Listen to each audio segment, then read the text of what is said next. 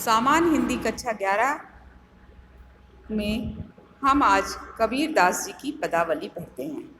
इन पदावलियों में कवि ने अपनी आध्यात्मिक भावनाओं को सफलतापूर्वक प्रदर्शित किया है और उन्हीं पति पत्नी आत्मा और परमात्मा के मिलन को पति पत्नी के मिलन के रूप में प्रदर्शित किया है।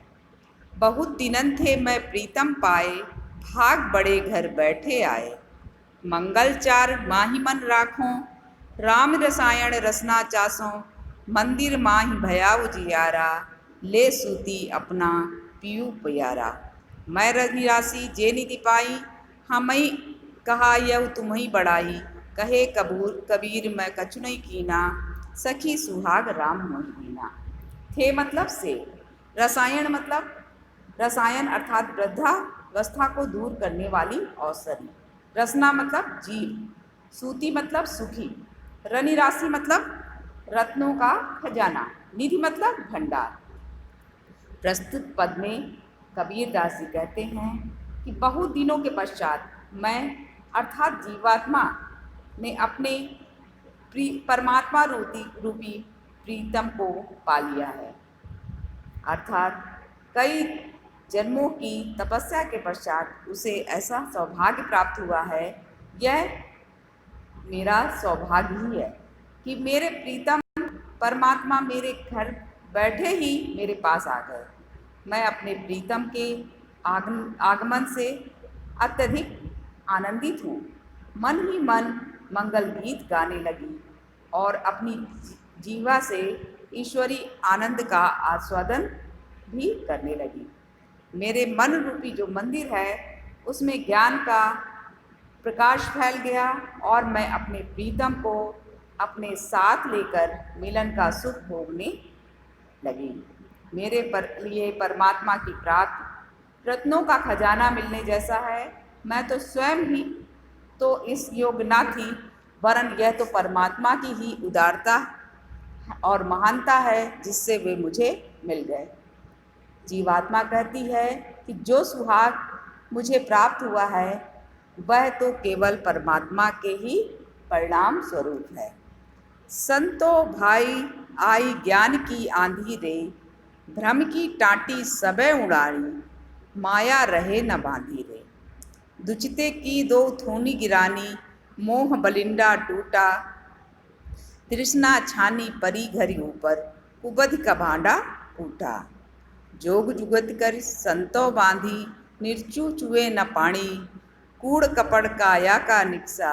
हर की गति जब जानी, आंधी पीछे जो जल बूठा। प्रेम हरि जन भीना, कहे कबीर भान के प्रगटित। उदित भया तम जीना। टाटी मतलब टटिया अर्थात पर्दा, थूनी मतलब खंबे, बलिंडा मोटी बल्ली जिसके ऊपर छप्पर रखा जाता है। बूठा मतलब बरसा, झीना का अर्थ है छीण। इस पद में कबीर दास जी ने ज्ञान के महत्व को बताते हुए कहा है कि हे संतों, अब तो ज्ञान की आंधी आ गई है। जिस प्रकार आंधी आने पर आड़ के लिए लगाई गई टटिया अर्थात पर्दे उड़ जाते हैं, उसी प्रकार ज्ञान उत्पन्न हो जाने के पश्चात मेरे सारे भ्रम नष्ट हो गए। अब मैं वास्तविकता और अवास्तविकता का भेद समझने लगाया हूँ। अब माया रूपी रस्सी भी टूट गई है, अर्थात माया के समस्त बंधन समाप्त हो गए हैं।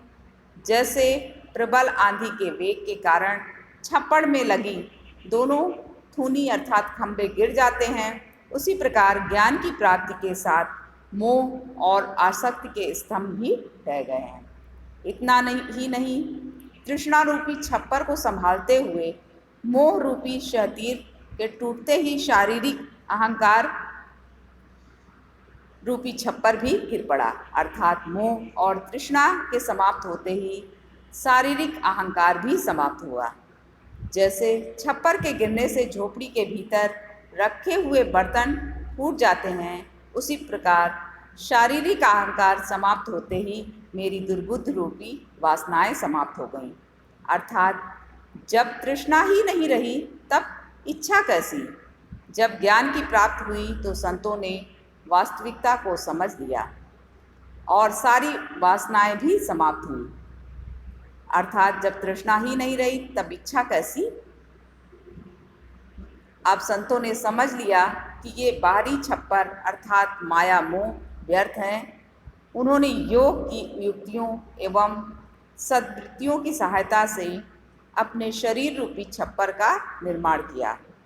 इसका कूड़ा करकट तुरंत बाहर निकल आया और अब शरीर रूपी छप्पर में विषय विकार रूपी जल की एक बूंद भी आने की संभावना नहीं रह गई। ज्ञान की इस आंधी के बाद प्रभु की भक्ति रूपी जल की वर्षा हुई। उससे समस्त भक्तजन भीग गए अर्थात वे भक्ति से अभिभूत हो गए।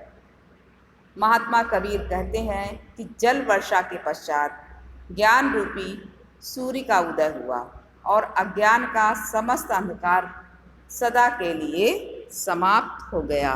तो बच्चों, इन पदों के अर्थ आप अपनी कॉपी में कर लीजिएगा और इनसे संबंधित प्रश्न उसी तरह से आएंगे कि पाठ का नाम, कवि का नाम, रेखांकित अंश की व्याख्या कीजिए, उपयुक्त पद में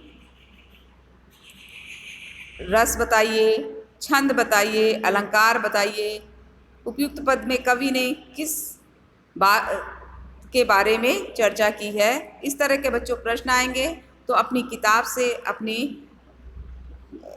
उत्तर पुस्तिका में आप कर लीजिएगा और आप मिलते हैं अगली कक्षा में।